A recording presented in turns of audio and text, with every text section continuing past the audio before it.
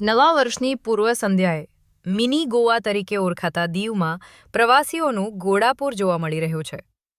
Nagoa beach સહિતના પર્યટન સ્થળો પર હૈયે હૈયું દળાય એવી ભીડ ઉમટી છે. 31 ડિસેમ્બરને લઈ દીવની તમામ હોટલો અને રિસોર્ટ્સ સંપૂર્ણપણે હાઉસફુલ થઈ ગયા છે.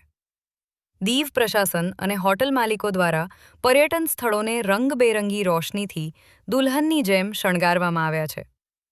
આજે રાત્રે નાગવા બીચ પર દીવ પ્રશાસન દ્વારા ભવ્ય મ્યુઝિકલ નાઇટનું આયોજન કરવામાં આવ્યું છે, જ્યાં પ્રવાસીઓ સંગીતના તાલે નવા વર્ષનું સ્વાગત કરશે. વોટર સ્પોર્ટ્સ અને ડોલ્ફિન વ્યુઇંગ બોટ રાઇડ પણ પ્રવાસીઓમાં આકર્ષણનું કેન્દ્ર બની છે.